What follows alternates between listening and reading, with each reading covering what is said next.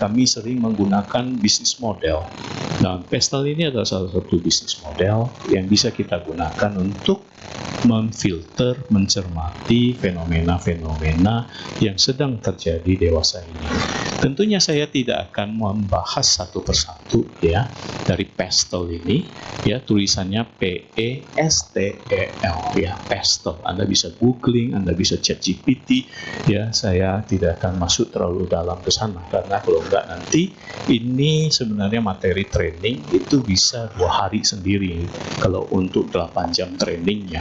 Ini model yang digunakan oleh Shell sebenarnya. Shell tahu ya Bapak Ibu sekalian ya, SPBU di Inggris waktu itu bisa keluar dari krisis tidak bernasib sama seperti yang kita ketahui seperti Nokia atau kita ketahui BlackBerry ya. Mereka dulu itu sangat jago tapi sekarang hampir tidak ada lagi ya yang namanya Nokia, BlackBerry yang kita lihat sehari-hari seperti itu. Nah, Pestel ini adalah singkatan Bapak Ibu sekalian. Singkatan dari apa? Satu politik ya. Yang kedua adalah ekonomi, yang ketiga adalah sosial, PES ya. TEL-nya itu adalah teknologi ya, kemudian environment dan juga legal ya.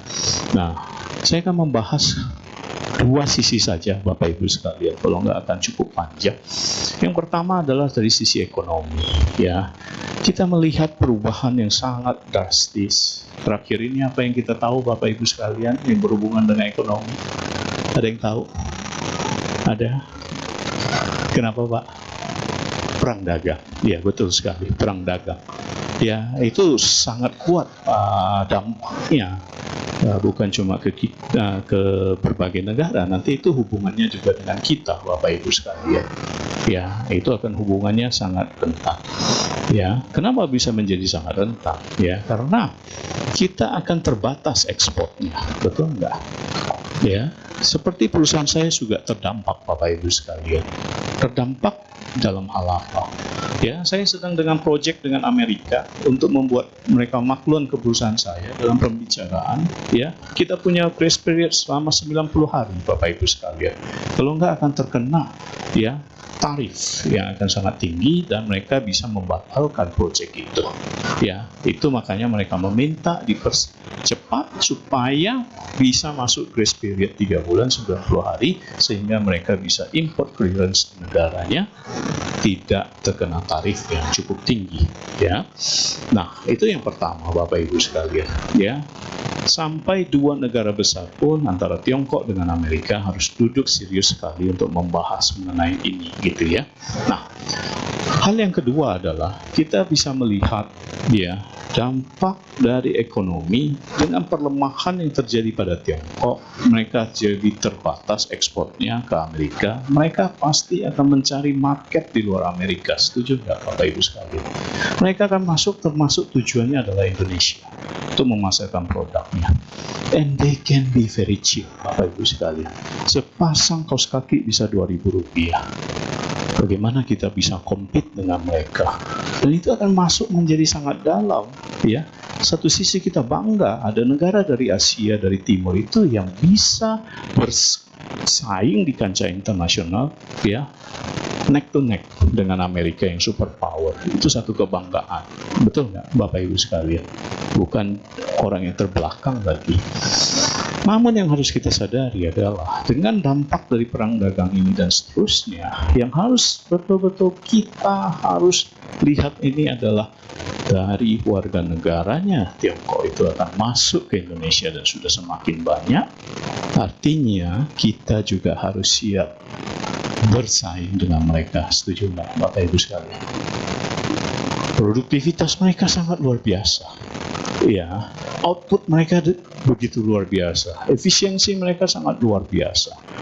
Ya, ini yang harus kita lihat ke dalam diri kita. How should we respond, Bapak Ibu sekalian? Kalau Anda jalan-jalan ke Pantai Indah Kapuk, Anda akan melihat so many Chinese mainland, betul nggak Bapak Ibu sekalian?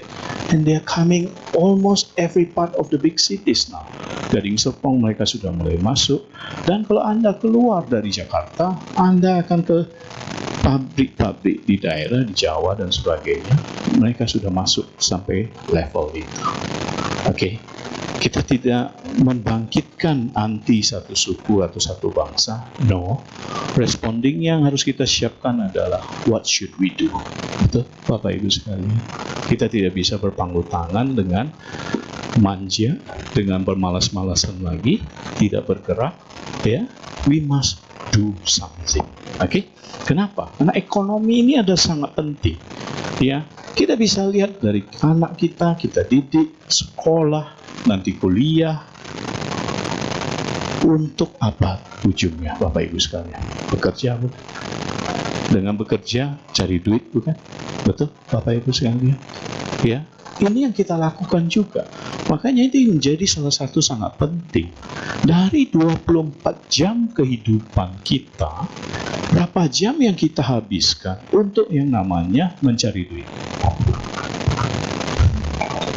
Apakah 8 jam kalau kita pakai company standard, Bapak Ibu sekalian? Lebih? Mungkin lebih ya.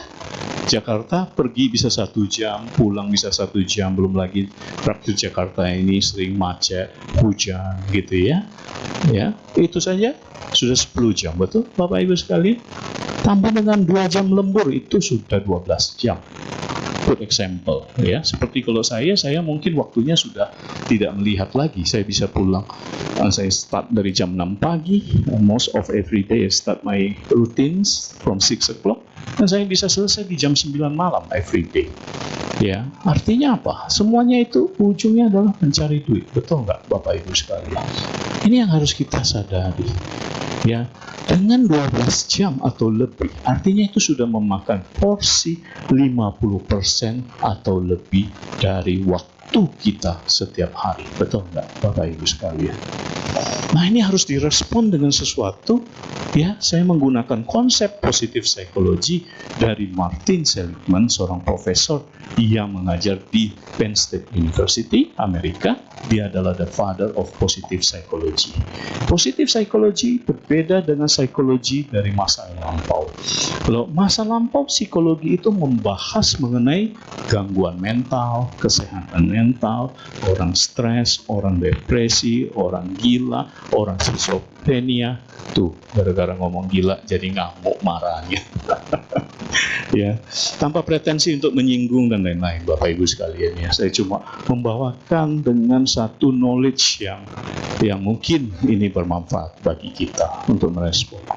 Nah, psychology in the past membawa negatif itu ke titik nol, Bapak Ibu sekalian.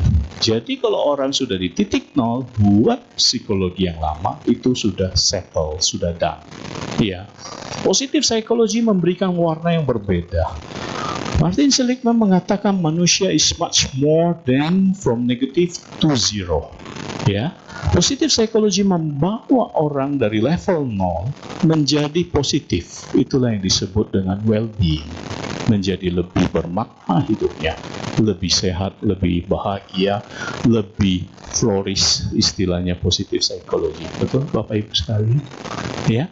Nah, Martin Seligman ini meletakkan 3 dasar happiness, 3 level of happiness. Levelnya apa saja?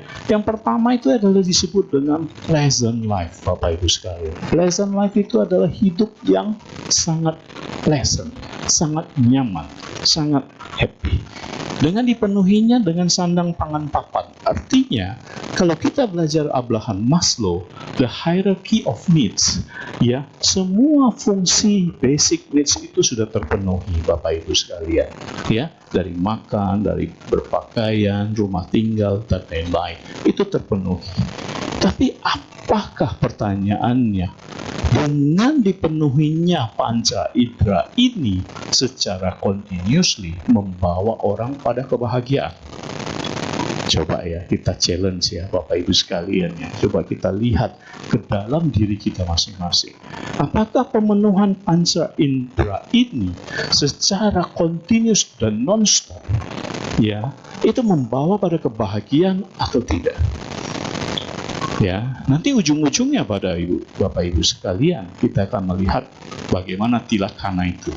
Ya, tilakana berarti kita bicara mengenai anicca, dukkha, dan anatta. Ya, betul Bapak Ibu sekalian. Ya, kita balik lagi pleasant life. Bilanglah Dari 5 indera itu kita ambil visual, ya, mata, ya. Salah satu indera kan mata, ya.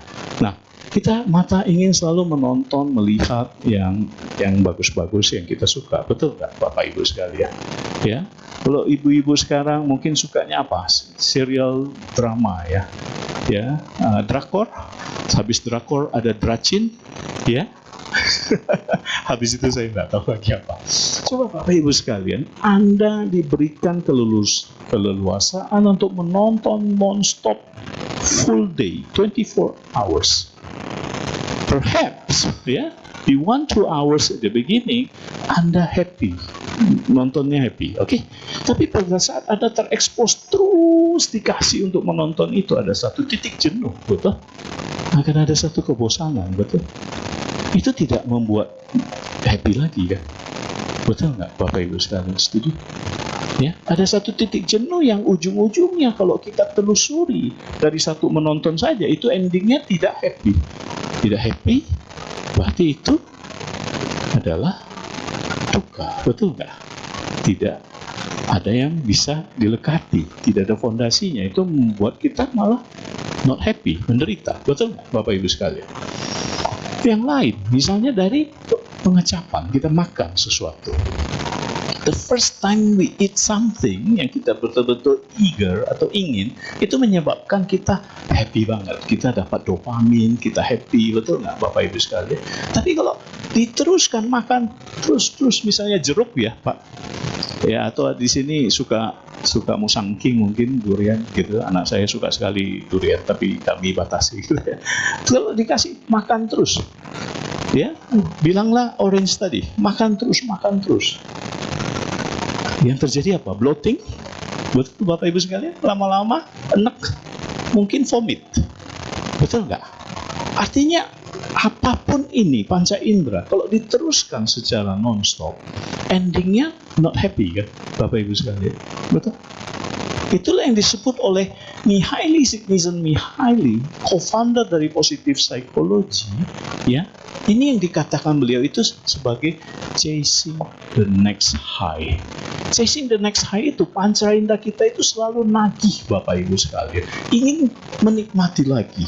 5 indera ini selalu ingin dipuaskan. Kalau Buddhis bersatu dengan indera pikiran, ya, Bapak Ibu sekalian. Buddhis ada 6, ya. Kalau orang layman atau yang di luar Buddhis itu menganggap 5, ya. Intinya chasing the next high itu selalu panca indera kita ingin dipuaskan lagi, ingin tambah lagi. Itu sebabnya orang yang overdosis, kenapa terjadi, Bapak Ibu sekalian? Pada saat dia dosisnya 1 gram, good example, I don't know exactly, Bapak Ibu sekalian, ya, ini just omong-omong saja. Pada saat 1 gram, lama-lama dia tidak cukup lagi, dia harus naik untuk mendapatkan sensasi yang lebih tinggi, 2 gram misalnya. 2 gram dia menjadi standar, gitu kan? Lama-lama dia tambah lagi, overdosage. Betul, Bapak Ibu sekalian? Ya, sama seperti yang paling basic, kita misalnya suka makan bakmi misalnya. Oh, I like this bakmi. Bilanglah merek A. Ya, when I taste it, I give 10 marks, gitu ya. Poinnya 10. Oke? Besok kalau saya ke bakmi yang lain, saya coba makan bakmi yang lain, tidak seenak itu, saya kecewa. Betul nggak? Ya, artinya saya ingin minimal sama atau mendapatkan rasa bakmi yang lebih enak lagi. Pada saat bilanglah minggu depan saya ketemu 1 bakmi lagi yang lebih enak, oh, this is much better, I give it 11 points. Ya, 11 points. Jadi yang lama udah gak enak, my expectation raise, naik, Bapak Ibu sekalian. Kalau nggak ketemu dengan bakmi yang 11 points lagi rasanya, saya become kecewa. Jadi inilah pengejauhan tahan yang disebut oleh Buddha sebagai tanha, ya, sebagai rasa haus tidak berkesudahan, ibarat meminum air asin, air laut itu sendiri. Paham ya, Bapak Ibu sekalian, ya?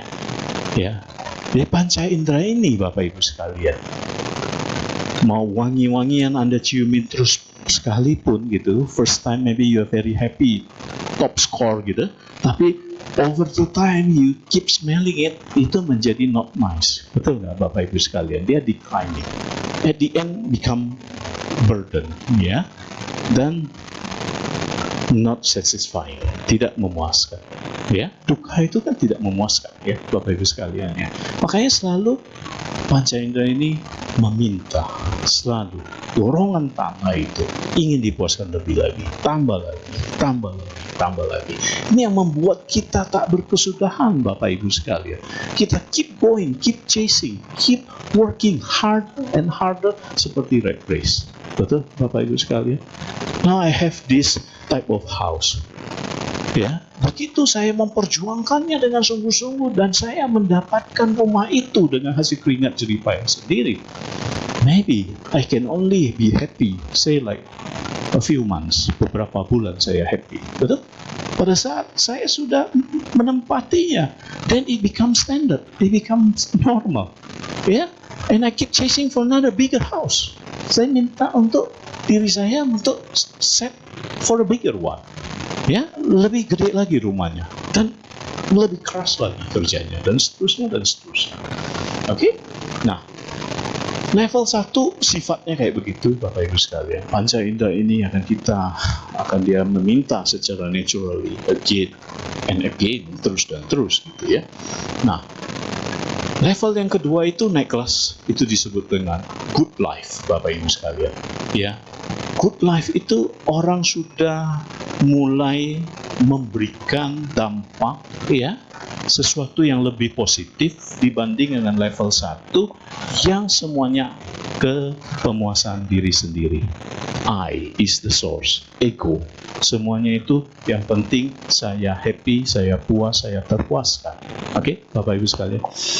When we talk about good life, ini orang-orang yang sudah bekerja, memilih pekerjaan sesuatu yang sangat mereka cintai. Anda bisa mengatakan itu passion, ya, kecintaan, kegairahan dengan Anda bekerja dengan apa yang Anda sukai, hobi yang menjadi profesi Anda, oke. Kemudian Anda bisa menyebutnya juga itu ikigai, ya, ikigai dengan 4 spektrumnya itu sangat luar biasa. Nah, orang-orang yang bekerja dengan passionnya, ya, itu tidak akan merasa capek, Bapak Ibu sekalian. Dan dia sudah tidak memuaskan sesuatu yang trivial lagi yang panca indera tersebut. Tapi dia sudah bekerja berekspresi. Nah, Maslow dalam hierarchy of needs-nya, ini yang disebut pyramid yang tertinggi, aktualisasi diri, Bapak Ibu sekalian. Ya, kalau Anda belajar hierarchy of Maslow, needs-nya Maslow, yang paling puncak itu adalah aktualisasi diri. Jadi orang betul-betul menemukan apa yang dia sukai, sesuatu yang dia cintai dan dia lakukan itu sangat-sangat membahagiakan Bapak Ibu sekalian. Contohnya apa? Hobi, anything. Anda bisa suka gardening, Anda bisa suka cooking, Anda suka misalnya whatever lah ya, hobi banyak sekali ya, tanaman hias dan seterusnya. Pada saat Anda mengerjakan hobi Anda, misalnya Anda suka ngulik motor, merawat kendaraan, time flies kan Bapak Ibu sekalian ya. Kok waktu cepat sekali berlalu kalau Anda melakukan itu ya. Perasaan baru sebentar saja, betul Bapak Ibu sekalian? Ya. Ini kalau Anda bekerja seperti ini dan menemukan dalam hidup Anda, calling Anda, ikigai Anda, passion Anda, then you are one level higher. Anda satu tingkat lebih tinggi. Oke? Ini Anda akan mengerjakannya itu tidak dengan kesulitan. Ya. Kalau ada masalah, you don't say it problem. You call it challenge. Ya. Jadi ada sedikit kendala, itu bukan satu masalah, Bapak Ibu sekalian. Anda mengatakan itu adalah sebuah tantangan. Seperti orang main game, naik ke level lebih tinggi pasti lebih sulit. Tapi bagi orang yang suka dengan game, itu buat dia tidak masalah. Betul, Bapak Ibu sekalian? Malah dia tertantang untuk bisa breakthrough melewati level challenge tersebut. Ya, tapi bagi orang yang tidak suka, sedikit saja itu akan membuat mereka is a real big problem. Nah, saya bisa kasih contoh. Saya backgroundnya dulu S1 saya accounting, Bapak Ibu sekalian. Anda tahu accounting, Bapak Ibu sekalian? Ya, jangan sampai salah jurusan. Yang saya mau maksudkan di sini. Kenapa? Karena kalau orang suka accounting, itu buat dia. Kalau ada masalah dengan ini kenapa tidak balance, jurnalnya bagaimana, buat mereka itu tidak masalah. Mereka terchallenge. Saya punya satu teman seperti itu. Kami waktu itu pernah berbarengan di Arthur Andersen, ya, itu waktu itu Big Five. Kemudian kami ke Ernst & Young, ya. Dia sangat suka dengan audit. Dia sangat suka dengan angka.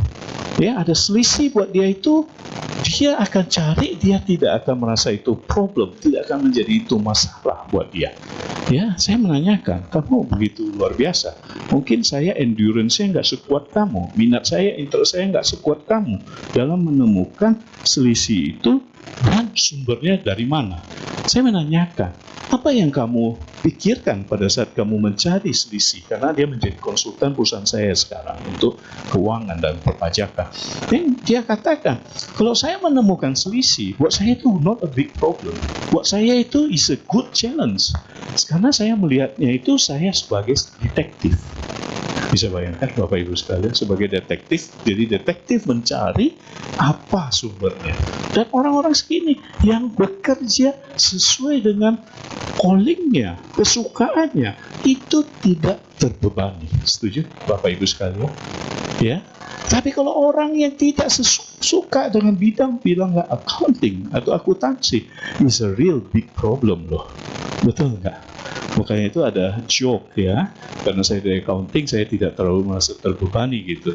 Namanya juga belajarnya akuntansi, ya. Kalau orang yang tidak suka itu akuntansi betulan. Apa itu artinya, Pak? Aku itu saya, tan itu menunggu si mati. Itu orang Hokkien bisa ketawa itu. Ya, akuntansi kan. Jadi karena dia tidak suka, berarti dia tinggal tunggu gitu kan. Nah, that's the joke gitu ya.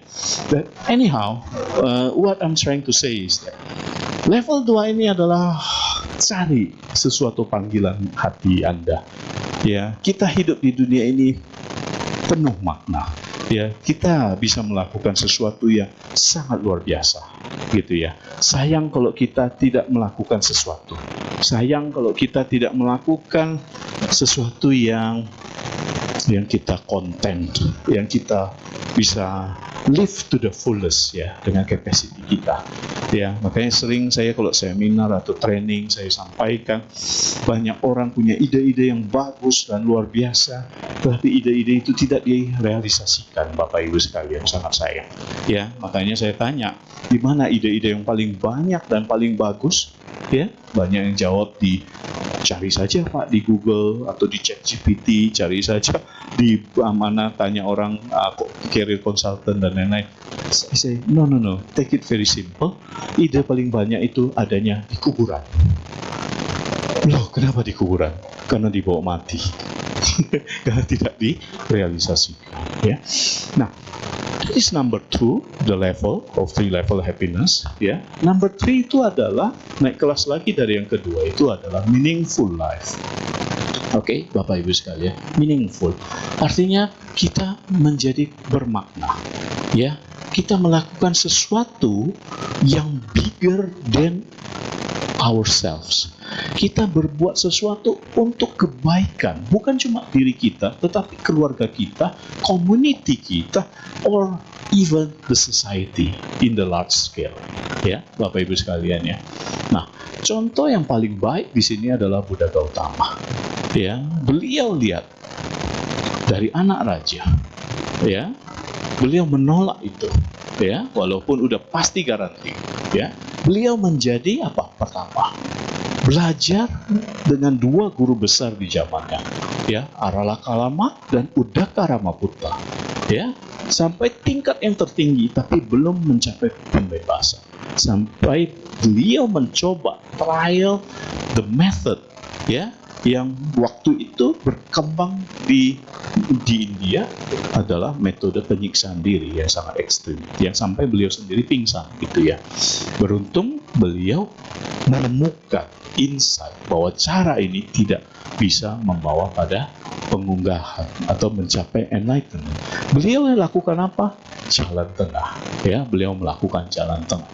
Nah, kenapa saya mengatakan ini luar biasa?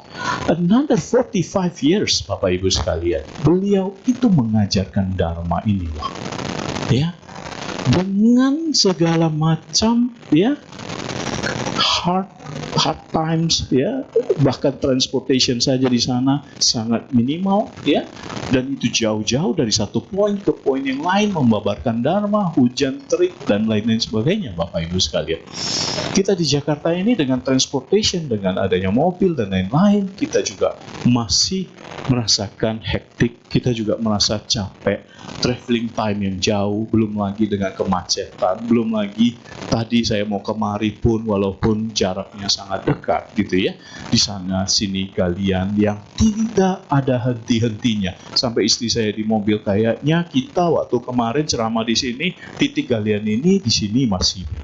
Iya, saya bilang sekarang masih juga. Ya, dan Bapak Ibu sekalian, this something we need to find out, ya, bagaimana kita juga bisa berkontribusi. Oke, Bapak Ibu sekalian, we give impact. At least kita start dari diri kita. Kita harusnya tergugah, Bapak Ibu sekalian, ya, melihat berbagai macam problematika yang ada di dalam society kita, dari membuang sampah sembarangan, Bapak Ibu sekalian, ya, itu menyebabkan banjir, ya, dengan berbagai macam, ya, I can say like corruption. Itu kelihatannya kok menjadi sesuatu yang normal-normal saja gitu.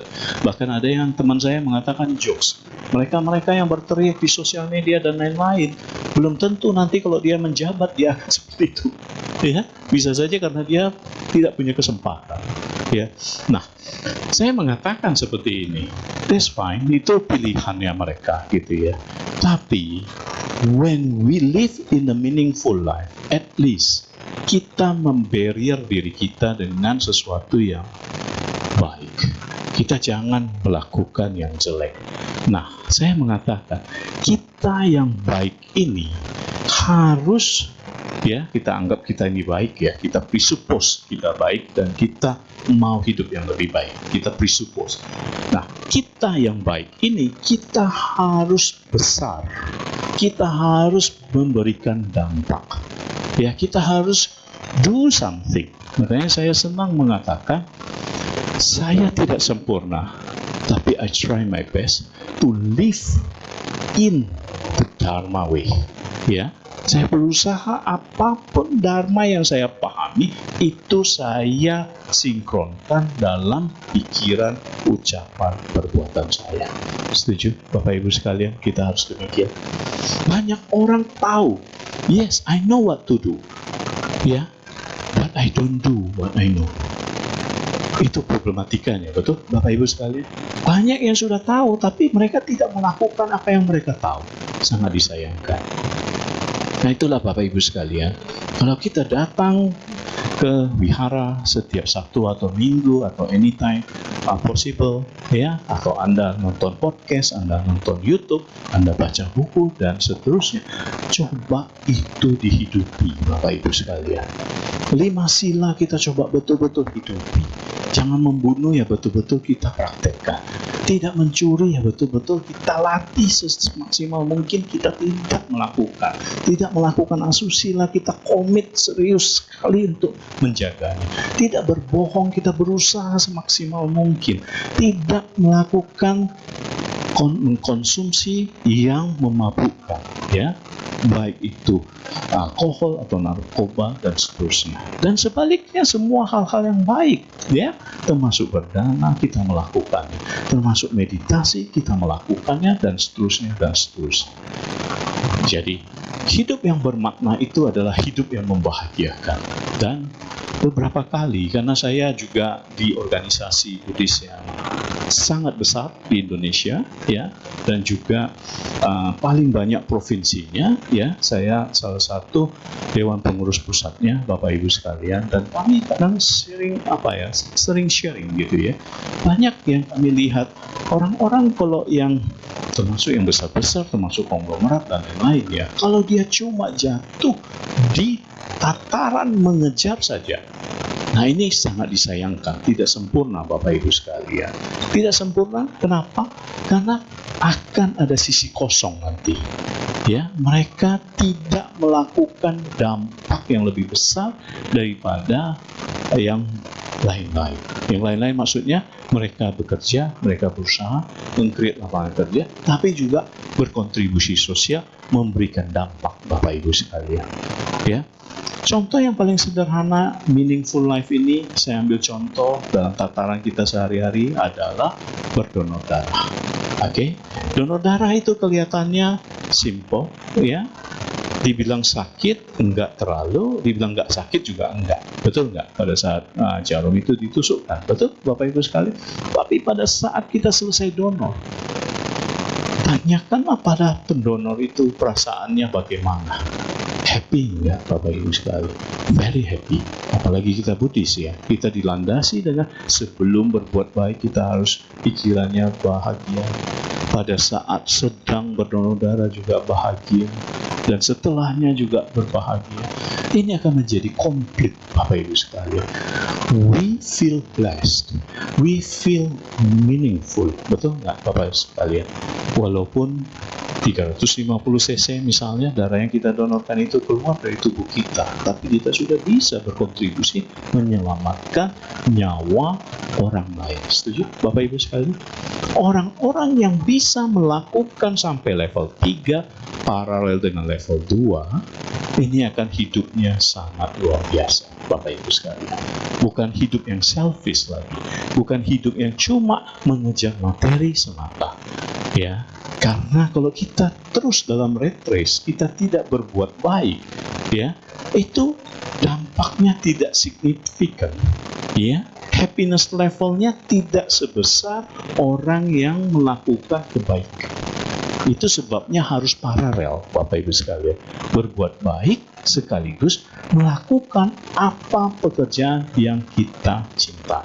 Setuju, Bapak Ibu sekalian?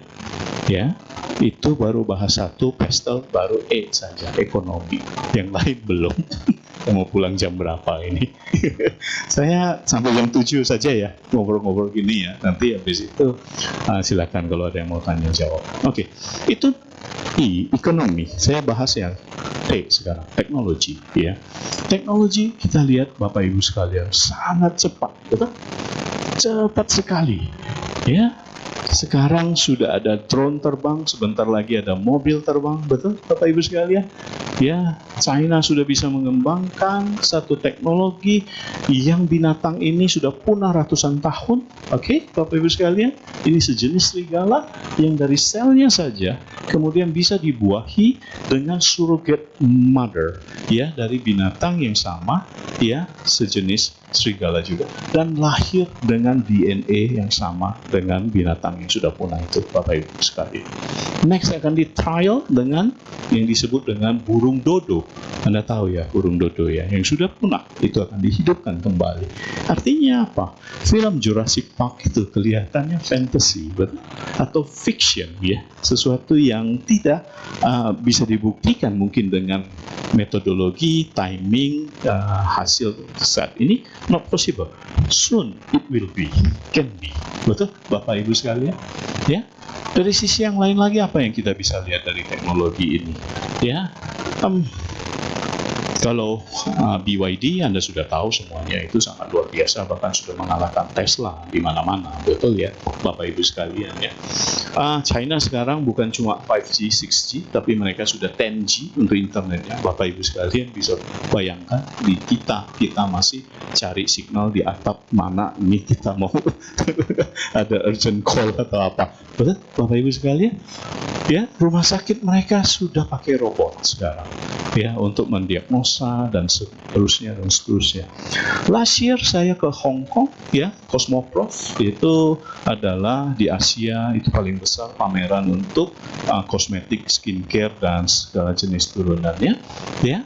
Peran dari dokter itu semakin tergantikan oleh robot, oleh komputer, ya. Bagi Anda yang punya problem kulit, itu mukanya bisa disensor, Bapak Ibu sekalian. Disensor, komputer ini akan memberikan hasil analisa. Ini termasuk kulit kering, ini problemnya apa, ini ada flek, atau ini ada apa, black spot, atau apa. Ya, dan dia bisa come out dengan rekomendasi. Anda tidak bisa pakai bahan ini alergik buat Anda. Anda harus pakai yang ini. Kenapa dia bisa secanggih itu, Bapak Ibu sekalian? Karena big data. Data yang dari berbagai macam itu sudah di-dump in ke dalam sistemnya mereka. Oke? Nah, saya ambil satu contoh, ya. Yuval Noah Harari, kalau bagi Anda yang suka baca, ya, ini termasuk dia juga ada di podcast dan lain-lain, ya. Bagi Anda yang suka, ini saya berikan tips, ya, Bapak Ibu sekalian. Daripada kita wasting time, ya, waktu itu menjadi barang yang sangat berharga sekali. Setuju nggak, Bapak Ibu sekalian? Ya, banyak orang mengeluh nggak ada waktu, ya, sangat limited waktunya. I think it's more to how to manage the time, mengelola waktu, ya. Seperti saya, buku dulu itu adalah sahabat saya, sangat luar biasa. Sampai saya di dalam petik diteriakin mama saya, ini buku mau taruh di mana lagi gitu, ya. Dari rumah saya sudah full, saya menjajah ke rumah mama saya, Bapak Ibu sekalian. Buku-buku yang saya tidak baca saya taruh di situ. Ya, teriaklah mama saya kan. Daerahnya menjadi terbatas gitu. Nah, sekarang belajar tidak harus lewat buku saja, betul? Nah, ini satu tips, ya. Saya kalau during my traveling time, within 15 or more minutes gitu, ya, atau setengah jam Jakarta itu sangat lumrah, ya.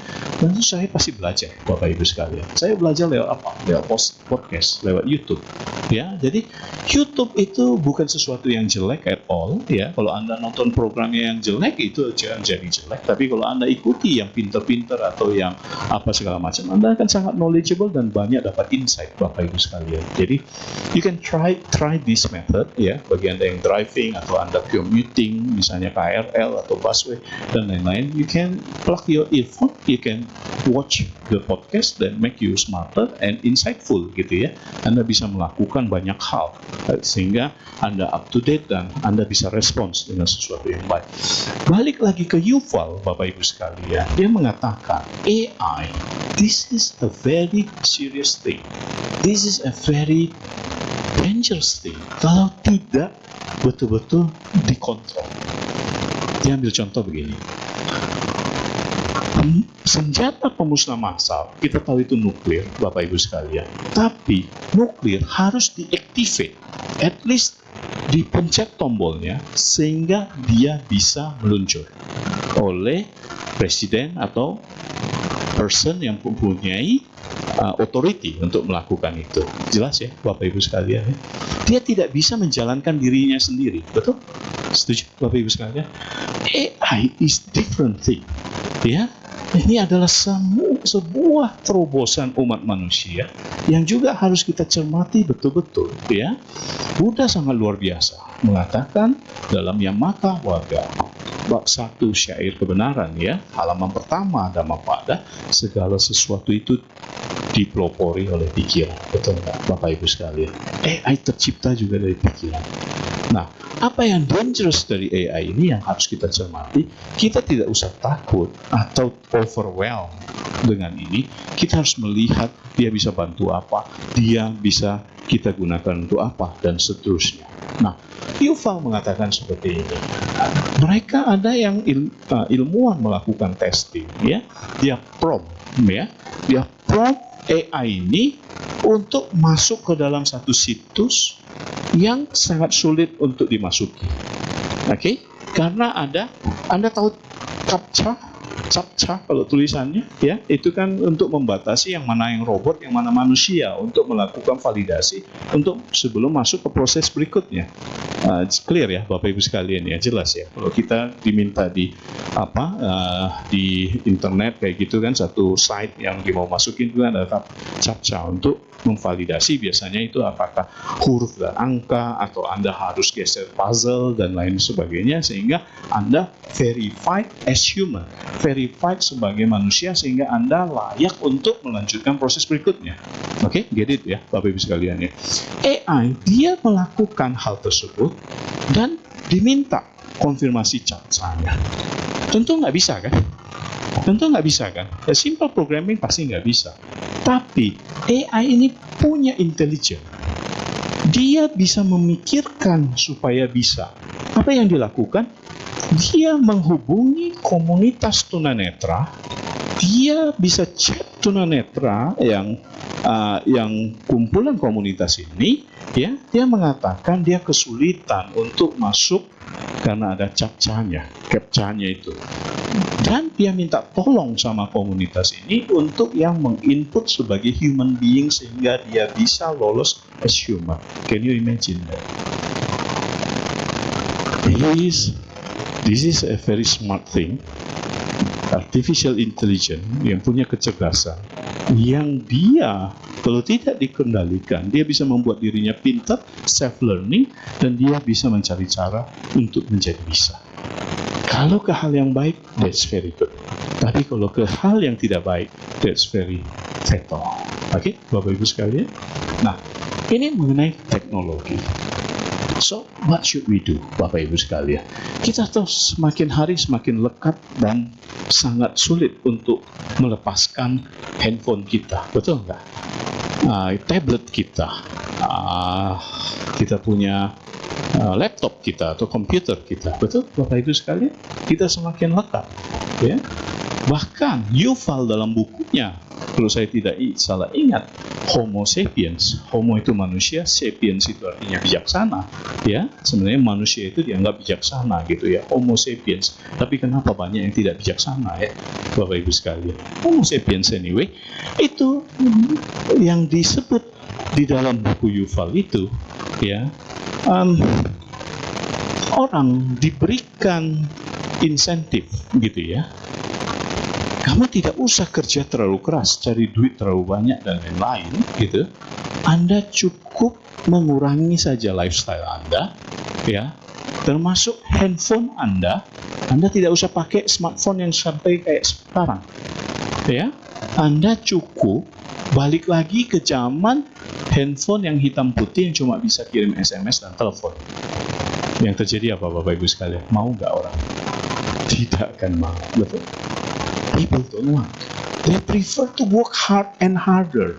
Bahkan ada yang berani sampai jual ginjal untuk beli handphone seri terakhir, terbaru. Betul, Bapak Ibu sekalian?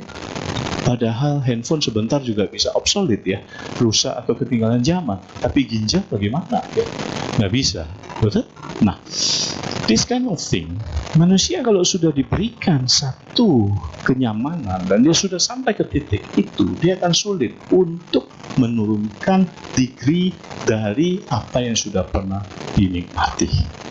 Nah, itulah kalau kita bicara mengenai duka, kalau kita tidak bisa menerima apa adanya, kita akan sangat-sangat terdampak. Ya, kita akan sangat terdampak dengan penurunan level kenyamanan tersebut. Oke? Nah, Bapak Ibu sekalian, dari sisi common life-nya, hidup yang umumnya seperti itu. Nah, kita coba lihat dari sisi Buddhisnya seperti apa, Bapak Ibu sekalian. Buddha tidak melarang orang bekerja keras, betul Bapak Ibu sekalian. Buddha tidak melarang orang untuk menjadi kaya, betul? Setuju Bapak Ibu sekalian? Nah, saya mengutip dari sutta yang disebut dengan Maha Manggala Sutta. Di situ dikatakan, saya cuplik syairnya ya, bahu sacanca si panca. Ya, saya langsung ke bawahnya, etang manggala mutamang. Artinya apa Bapak Ibu sekalian? Orang yang berpengetahuan luas dan memiliki keterampilan. itulah berkah utama. Setuju Bapak Ibu sekalian? Setuju ya Bapak Ibu sekalian ya? This is how we respond Bapak Ibu sekalian. Tadi kan kita sudah sensing dunia ini yang terjadi apa? Dunia berputar begitu cepat, ya, perputarannya sedemikian cepat. Tapi peningkatan perjalanan spiritual, tingkat spiritualitas orang itu sangat lambat. Betul Bapak Ibu sekalian? Ya, dan kita sudah bahas dari ekonomi bagaimana begitu canggih, ya, pertumbuhannya, challenges-nya, ya, teknologi juga seperti itu. Ya, kalau kita tidak mengequip diri kita, ya, dengan yang dinamakan dengan pengetahuan dan keterampilan, kita pasti terlindas Bapak Ibu sekalian. Terlindas artinya apa? Kita keluar dari gelanggang, kita keluar dari orbit, dan hidup itu akan semakin sulit. Betul nggak? That means we need to keep learning. Kita itu jangan berhenti untuk belajar Bapak Ibu sekalian. Belajar bisa dari banyak cara. Jadilah orang yang disebut dengan lifelong learner.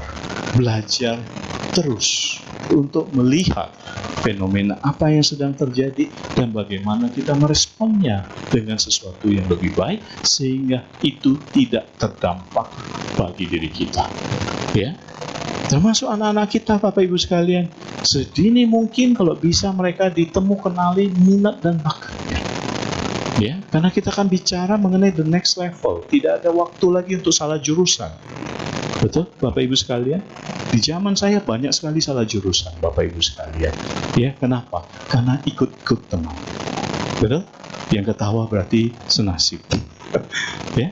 There's no time to keep changing trial and error. No way Bapak Ibu sekalian. Semakin dini akan Anda tahu, semakin dini Anda bisa menemukanali, ya, anak Anda minat bakatnya kemana, sekolahkan dia itu, kuliahkan dia itu, dia akan punya strength yang sangat mendalam dan sangat menguasai bidang dia.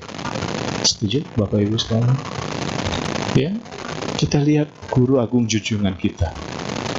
Karir spiritualnya Buddha, ya, dari meninggalkan istana tidak pernah yang namanya salah jurusan. Betul nggak? Keep on going untuk menemukan obat untuk mengatasi lahir, tua, sakit, dan mati. Itu profesinya Buddha sampai akhir hayatnya beliau. Setuju? Ini kita bisa model Bapak Ibu sekalian. Ya, success has patterns. Kita pekalah melihat polanya sehingga kita bisa repeat. Artinya Buddha tidak pernah gonta-ganti profesi. Belajar ini, belajar itu, tidak pernah. Cuma menemukan obat itu untuk diajarkan nanti. Setuju Bapak Ibu sekalian? Anak-anak kita harus dibekali sedemikian rupa, dan kita sebagai orang tua harus sangat-sangat paham mengenai perubahan-perubahan yang ada, dan kita bisa backup mereka sedemikian rupa.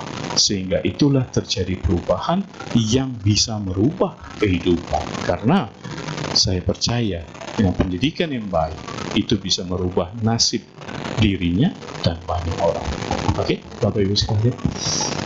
Nah, saya mau mengambil satu cerita.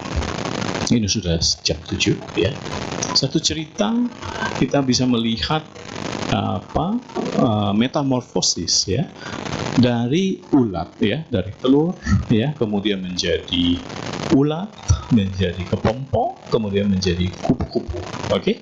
Ya, ini yang kita pelajari waktu kita dulu IPA. Kalau anak-anak sekarang itu ngomongnya sains, Bapak Ibu sekalian ya.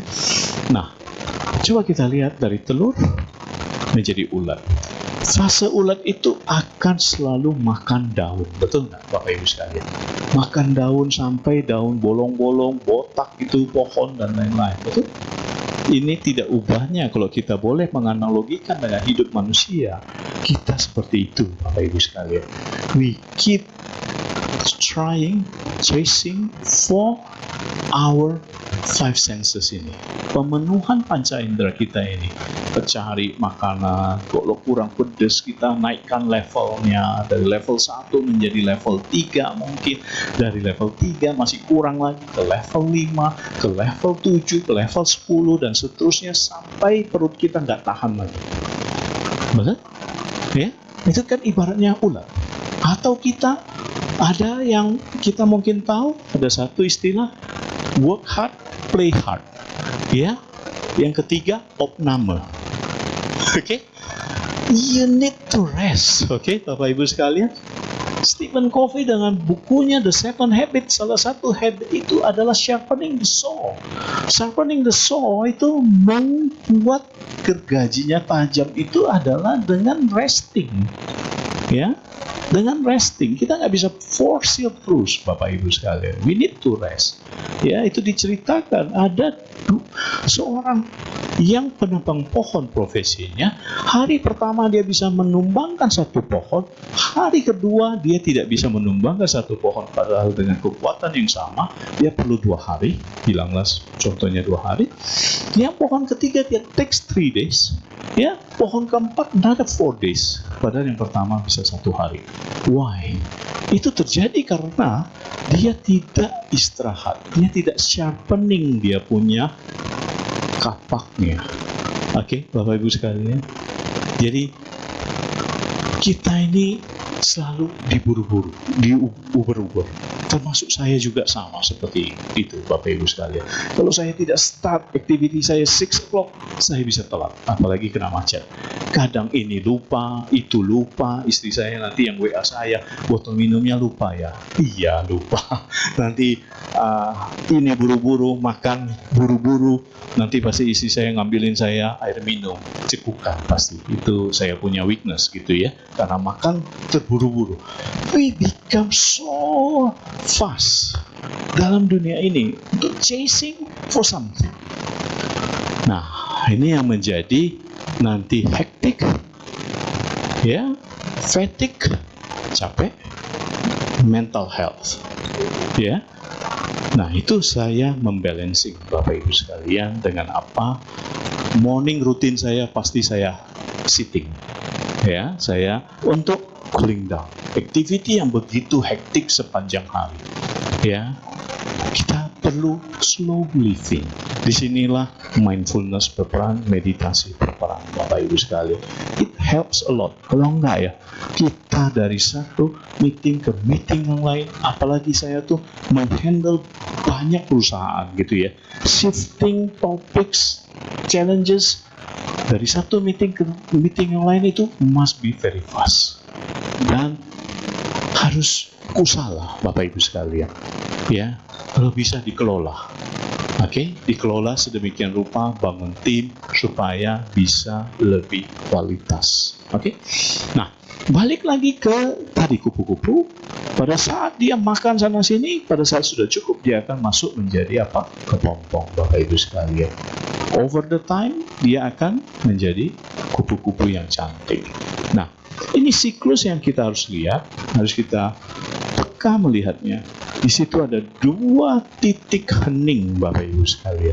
Titik hening yang pertama itu adalah di fase telur. Dia diam kan, Bapak Ibu sekalian. Tapi pada saat dia keluar dari keheningan itu, dia menjadi ulat tuh. Sudah berubah bentuknya, betul? Ada transformasi yang pertama di situ, oke? Transformasi kedua di titik hening yang kedua dari kepompong menjadi kupu-kupu. Hening lagi kan di dalam kepompong kan, Bapak Ibu sekalian kan. Itu artinya apa? Bahwa di dalam keheningan itu ada power yang luar biasa. Sebuah transformasi yang begitu luar biasa. Manusia bagaimana?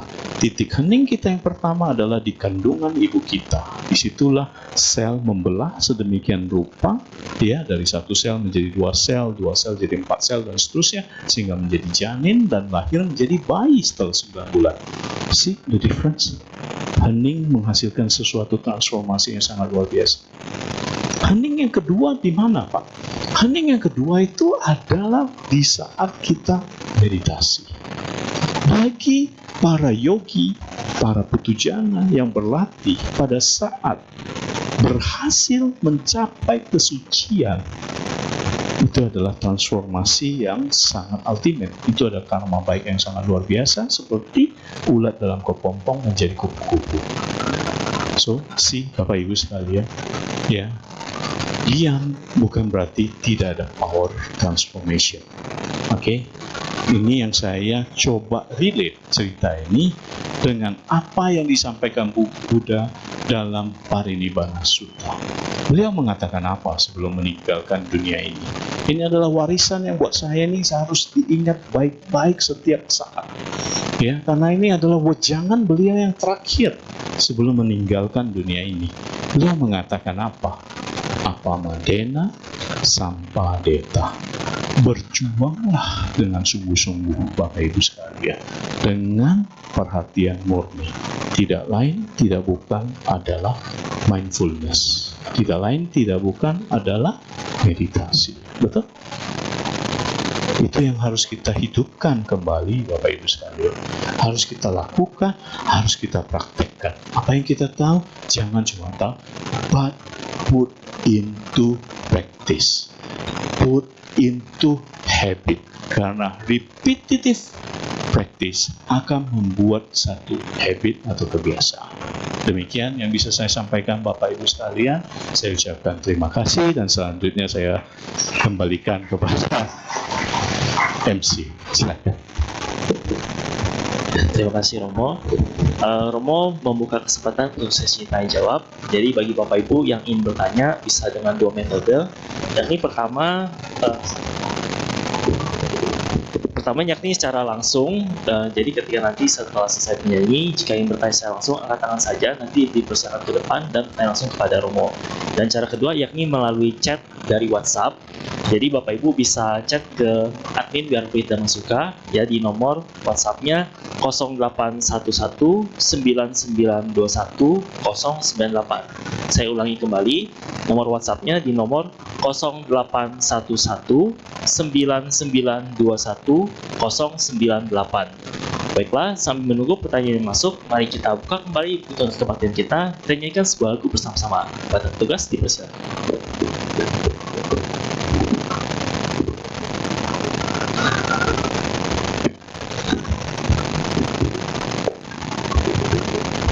Pada rekan-rekan sedama, kita buka lagi buku tuntunan kebaktian. Kita buka pada halaman 47, kita nyanyikan bersama-sama Om Mani Padme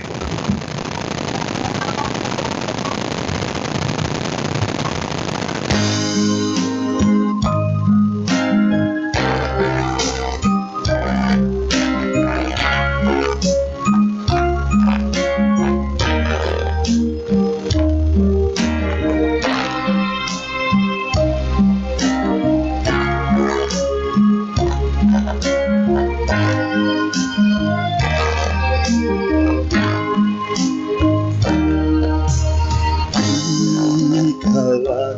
Hari menjelang senja, matahari mulai tenggelam, rembulan pun mulai bersinar terang, sesayupan terdengar suara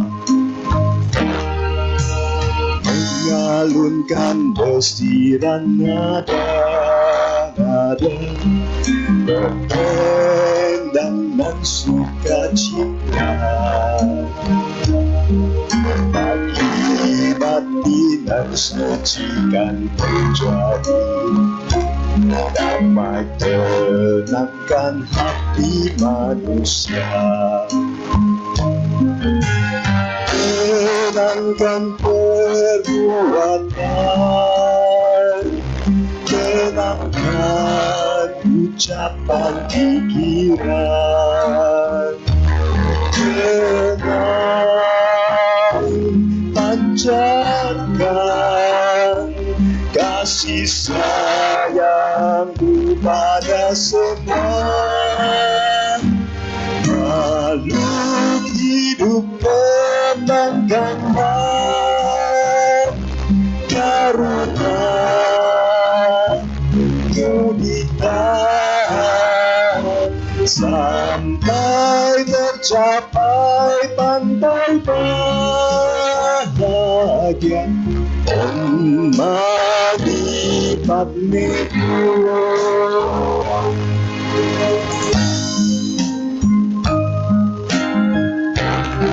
kembali dengan mengalunkan desiran nada-nada.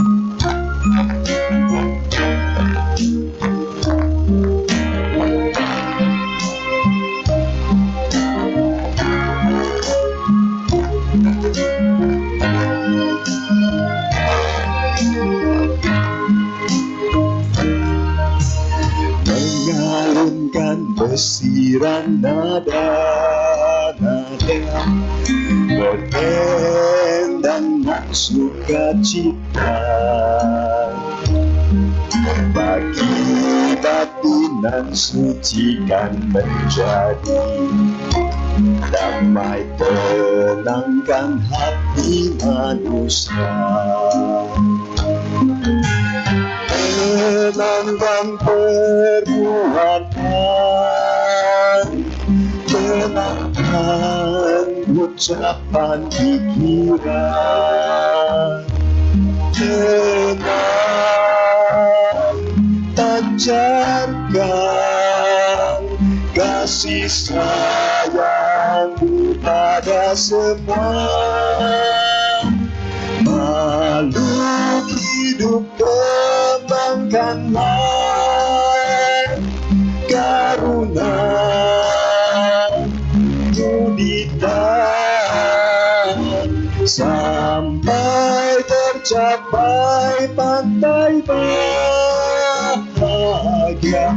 Om Mani Padme Hum, Om Mani Padme Hum. Terima kasih.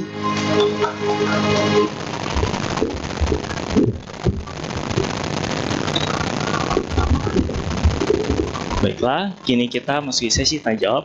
Kami dahulukan kepada Bapak Ibu yang ingin ditanya secara langsung terlebih dahulu. Apakah ada? Bapak silakan.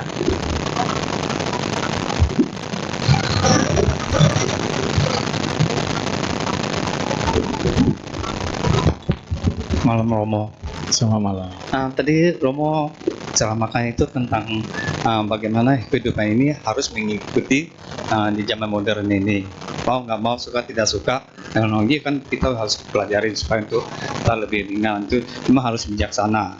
Ini saya sedikit mau sharing juga ya tentang tudong ya. Saya kebetulan ikut Dhamma Pala Nusantara.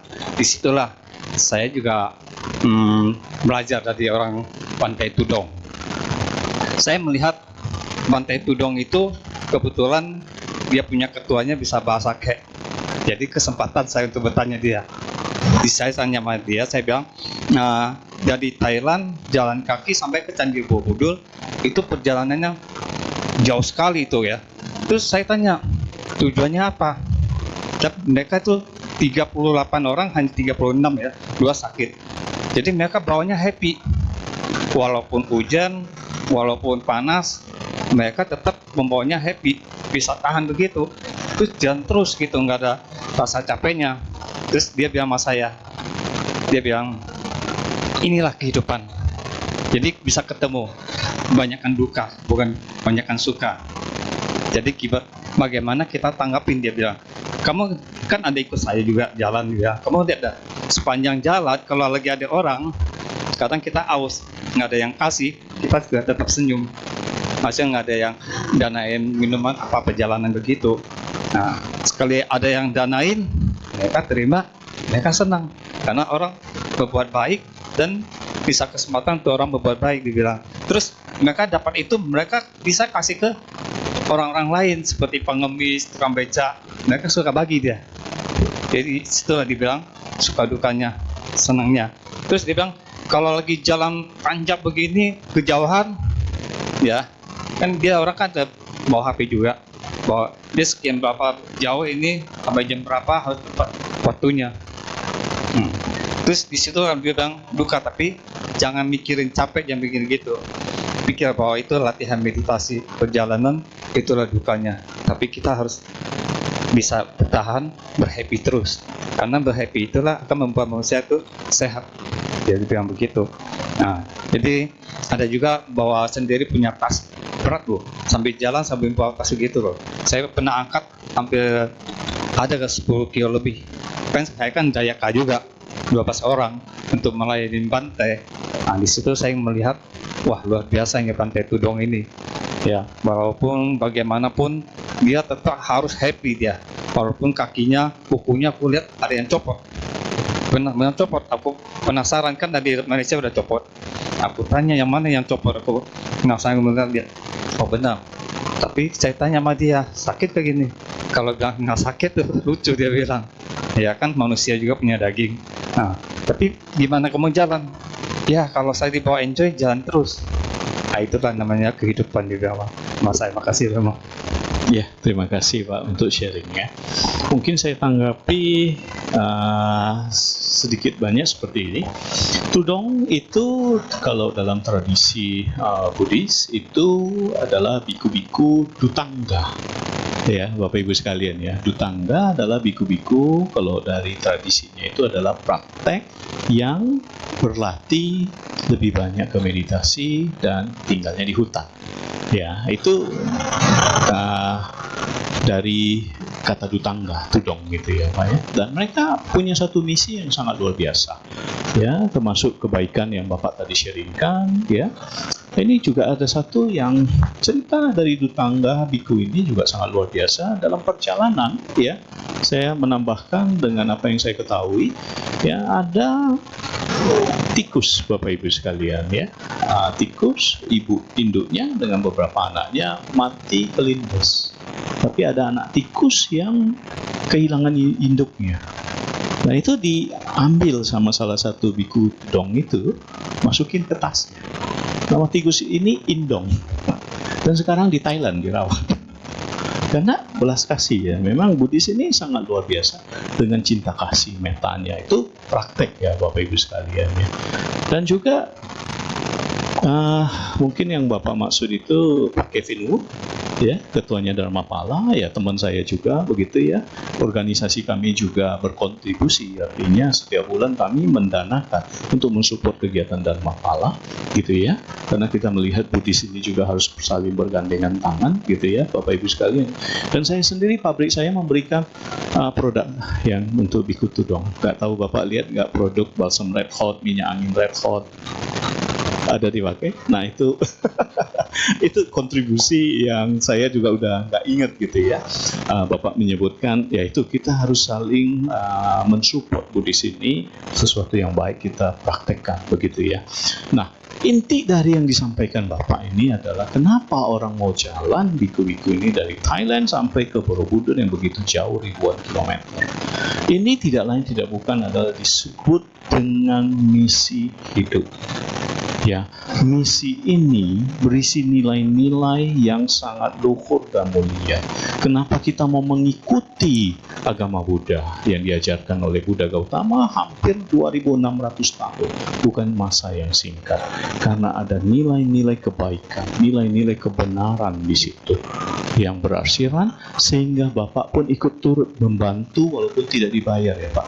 Pasti nggak dibayar. Nah, luar biasa kan? Habis waktu mengorbankan. Istri nggak marah Pak? Istri nggak marah, baik sekali istrinya ya. Itu luar biasa, saling meninggalkan pekerjaan, betul ya, untuk melayani, berbuat baik dan lain-lain. Kenapa bisa sampai begitu? Nah, saya cerita dengan apa yang dilakukan oleh satu orang namanya Pak Anton Wardaya. Ini pun jadinya karena beliau sangat luar biasa. Saya pun tergerak membantu beliau membuat learning management system untuk sekolahnya. Dan juga sampai konsultannya Garuda Food, teman saya juga ya, beliau itu adalah konsultan dari Astra, dari IBM dengan jam terbang 10 tahun di masing-masing. Tergerak juga kami untuk membentuk roadmap buat sekolah ini. Tidak dibayar Pak, malah bertambah pekerjaannya, tapi ini berdampak. Bapak tentu bahagia membantu tudong biku-biku itu, sangat bahagia kan? Exactly. Inilah Pak, sudah di tataran tahap ketiga, hidup yang bermakna. Nah, saya mencerita mengenai sekolah Wardaya ini. Sekolah ini baru 4 tahun Bapak Ibu sekalian, baru meluluskan 2 angkatan. Angkatan pertama 15 orang muridnya Bapak Ibu sekalian. 13 anak itu ke luar negeri ke top university dengan beasiswa. 2 anak di Indonesia di UI. Luar biasa. Sekolah ini dalam 4 tahun sudah akreditasi A, sudah juga Cambridge accredited, sudah bisa menyelenggarakan ujian di sekolahnya, dan dia adalah satu dari 8 British Council partner, ya. Kemudian juga salah satu calon sekolah unggulan yang ada 40 yang dicanangkan oleh pemerintah. Tinggal melengkapi sedikit persyaratannya sudah akan masuk. Ya, sekolah ini begitu luar biasa, Bapak Ibu sekalian. Ya, harganya sangat murah. Ya, tahun ajaran ini dengan standar yang begitu tinggi. Sekolah ini cuma ada SMA, by the way, Bapak Ibu sekalian, nggak ada dari TK, SD, SMP, nggak ada, karena beliau membuat sekolah ini supaya anak-anak Indonesia bisa keluar negeri. Uang sekolahnya tahun ajaran baru 1.750.000, Bapak Ibu sekalian. Dengan kualitas yang begitu luar biasa, banyak profesor dari NTU, NUS, HKUST, dari Waterloo, Kanada, datang dan memberikan teaching kelas kepada anak-anak SMA ini. Ya, teman saya juga saya bawa CEO dari Pacific Paint memberikan bisnis talks di sana supaya anak-anak ini mendapatkan satu pengalaman dan lain-lain sebagainya. Nah, apa yang membuat saya tergerak untuk membantu? Karena ini mining, Bapak Ibu sekalian. Ya, saya tidak digaji, ya, tidak dibayar, tapi berkontribusi melahirkan satu sistem yang lebih baik untuk digunakan untuk para guru nanti, termasuk kami akan menyelenggarakan 2 days retreat, Bapak Ibu sekalian, Noble Teachers Development Program. Ya, ini bermula dari satu wishful thinking dari Pak Anton ini. Di usia 14 beliau menjadi anak yang kehilangan papanya. Dia harus naik angkot, dia harus ngajar les untuk menyambung hidup, untuk bisa sekolah. Dan dia ini pada saat lulus ya dari Harvard, ya, sebelum masuknya beliau ditanya ingin memberikan dampak apa kalau seandainya diterima. Beliau ingin membangun sekolah, ya, untuk anak-anak Indonesia bisa mengecap pendidikan sampai ke top university dengan beasiswa. Nah, itu beliau wujudkan, Bapak Ibu sekalian. Tahun pertama itu masih COVID, bangunan sekolahnya saja nggak ada, Bapak Ibu sekalian. Kalau ditanya orang tua murid, beliau cuma memberikan, dikirim lewat WhatsApp denahnya, padahal belum ada. Tapi itulah perjuangannya. Orang yang sudah menemukan callingnya, panggilannya, passionnya, dia ingin memberikan dampak apa, dia akan pasti maju terus seperti Buddha. Ya, dia walaupun sulit, walaupun tidak dalam kenyamanan, melatih diri dengan sangat 6 tahun dengan penderitaan, tapi akan maju terus. Dan sekarang tahun ajaran ini sudah 100 lebih yang mendaftar, Bapak Ibu sekalian. Beliau juga yang membantu konsep Muhammad Husni Tamrin sekolahnya, ya, yang itu menjadi sangat unggulan, sekolah unggulan, salah satu dari 40 ini di Jakarta Timur. Sekarang cuma satu angkatan 80 kursi diperebutkan oleh 4.000 calon pendaftar, Bapak Ibu sekalian. Dan beliau juga adalah salah satu tim yang menyusun program sekolah unggulan. Ya, silakan Bapak Ibu sekalian kalau mau mengetahui sekolah ini lebih lanjut masuk ke IG. Saya tidak punya saham ya di sekolah ini, Bapak Ibu sekalian. Saya tidak dibayar juga. Saya bukan sales marketingnya, Bapak Ibu sekalian. Tapi kalau Bapak Ibu sekalian punya anak yang memang ingin sekolah dengan beasiswa, tapi diperjuangkan ya, bukan otomatis dapat gitu. Ya, masuk IG-nya Wardaya School atau IG-nya Pak Anton Wardaya. Ya, kalau Anda ikuti, ada open house, Anda datang atau Anda langsung datang ke sekolah untuk melihat bagaimana mereka melakukan satu dampak yang sangat luar biasa. Ya, itu yang membuat nilai ini menjadi sangat bermakna, sama seperti Bapak dengan Biku Tudong melakukan pelayanan sepenuh hati dan berbahagia. Ya, itu satu luar biasa. Ya, makanya itu Bapak Ibu sekalian, kita di sini ya sudah menjadi murid Buddha dan kita belajar Dharma dan kita sudah di jalan yang benar. Artinya kita ini harus berdampak, Bapak Ibu sekalian. Dari level 1 cuma pemuasan kita punya indrawi, kita harus naik ke level 2 dan kita paralel ke level 3 karena kita membutuhkan Buddhis yang berdampak, yang bermakna. Setuju Bapak Ibu sekalian? Orang-orang yang baik harus menjadi besar, betul? Kita harus saling bergandengan tangan, kita harus meningkatkan seperti apa yang Buddha bilang dalam Manggala Sutta tadi, bahu sacanca si panca, ya, berpengetahuan dan berketerampilan yang luas ditambah dengan kalyanamita. Kalyanamita ini adalah networking, betul nggak Bapak Ibu sekalian? Inilah yang akan membuat kita ada satu saling support. Sangga saja punya komunitas, betul nggak Bapak Ibu sekalian? Saling menguatkan, ya. Kalau ada masalah bisa sharing, memberikan nasihat dan seterusnya. Kita juga perlu komunitas yang baik Bapak Ibu sekalian. Kita perlu di surrounding dengan orang-orang yang baik Bapak Ibu sekalian. Oke, karena lingkungan itu sangat mempengaruhi, terutama orang-orang di sekitar kita harus yang positif. Gitu ya Pak ya, tambahannya. Terima kasih. Silakan kalau ada yang lain. Terima kasih Romo. Dan terbatas waktu, ini ada 2 pertanyaan masuk yang tertulis yang dari WA masuk. Jadi ini 2 pertanyaan terakhir ya Romo. Yang pertama Romo, saya izin bacakan. Selamat malam, nama budaya Romo. Izin bertanya, jika kita menerapkan zero tolerance ya terhadap diri sendiri, seperti contohnya terlambat 1 detik saja merupakan kesalahan besar, apakah hal tersebut merupakan sebuah kesalahan? Terima kasih Romo. Oke, langsung jawab ya. Oke, Bapak Ibu sekalian, pernahkah Buddha mengatakan ini salah? Tidak pernah ya. Bahkan Pancasila Buddhis yang kita ucapkan, lantunkan setiap minggu atau kebaktian, itu juga mengatakan saya bertekad melatih diri. Betul nggak awalannya seperti itu? Oke? We are not a superman, a super intelligent person yang bisa dengan presisi akan even 1 second gitu ya. Oke, 1 second saya pikir kalau bisa kita lebih tepat waktu, lebih awal, that's very good. Tapi jangan itu menjadi kita punya beban menghakimi diri kita memblackmail diri kita. Remember Bapak Ibu sekalian, kita punya jiwa kebudahan, kita ada benih kebudahan yang kita harus rawat. Jangan mempanis diri kita dengan sesuatu yang tidak terlalu penting. Ya, kita harus men-culture. Kalau salah, akui kesalahan itu. Oke, bertekad memperbaikinya sehingga next time, next day, we are a better person than we in the past, than we in the yesterday. Ya, jelas ya, Bapak Ibu sekalian.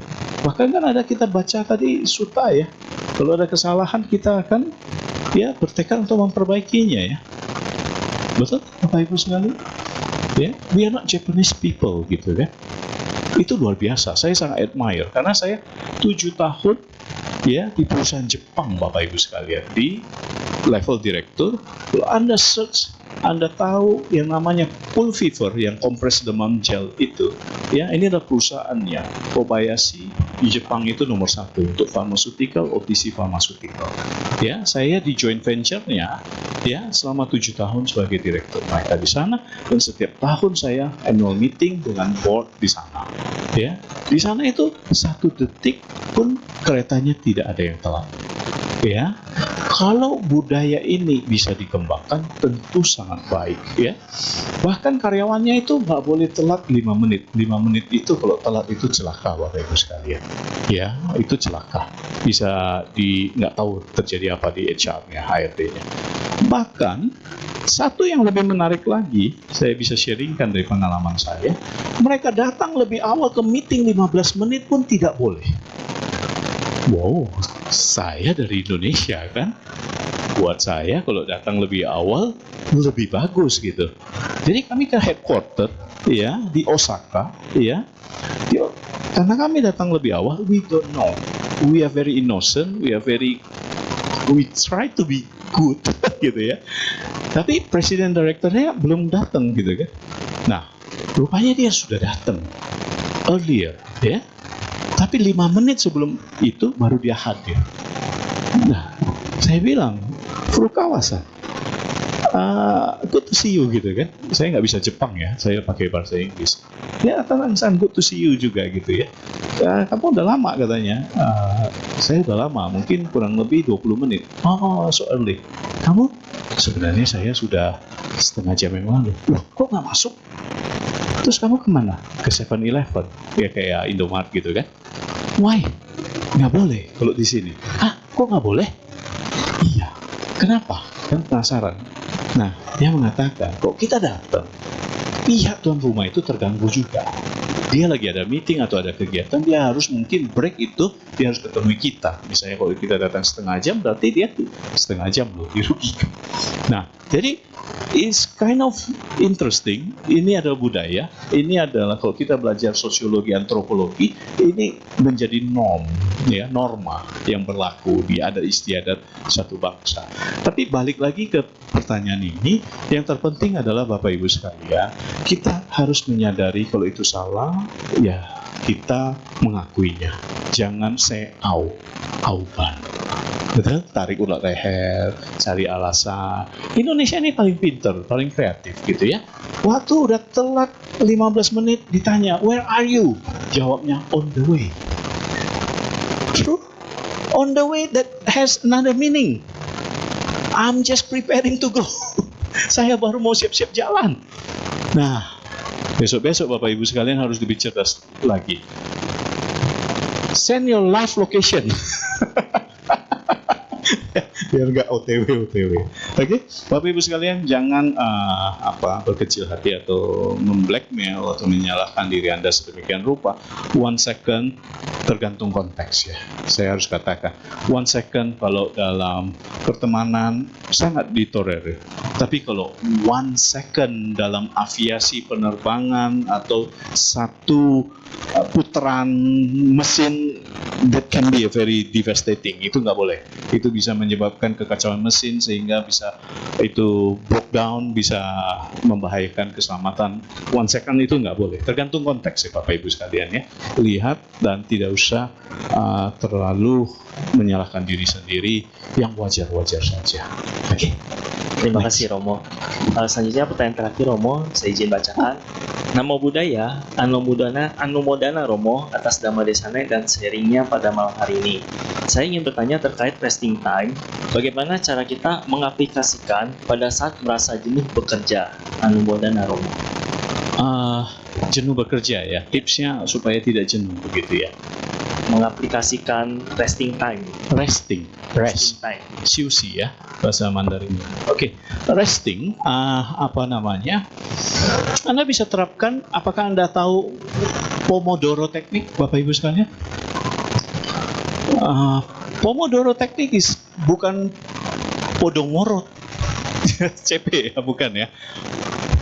Pomodoro teknik itu mengatakan, when you do something, do it in sequence, tapi ada breaknya. Oke? Say you do one task, satu tugas, 20 menit, then you do a 5-10 minutes break. Simple break, oke? Jangan yang breaknya jauh, jalan-jalan ke mall, jangan, itu nggak balik 5 menit gitu kan. Ya, misalnya Anda stretching, Anda keluar ruangan gitu ya. Then you do for another 15-20 minutes, 3 times in a row, small break, begitu ya. Ya, jadi Anda sudah bisa stay at least kalau 15 minutes times 3 itu the 45 minutes Anda produktif. Ya, then after the third one, setelah 3 itu Anda break lebih panjang 15 menit. Oke, jelas ya Bapak Ibu sekalian ya. Remember, we are a human being, ya. Kita nggak bisa seperti robot, gitu ya. Alright, kita need a short break, gitu ya. Itu kalau yang saya pelajari itu break state, gitu, untuk menghilangkan kejenuhan. Anda bisa ngeteh, Anda bisa minum kopi atau menghirup udara dan lain-lain. That's one thing dalam pekerjaan. Okay, one thing. Number 2. Kejenuhan itu bisa terjadi karena apa? Itu biasanya rutinitas, betul nggak Bapak Ibu sekalian?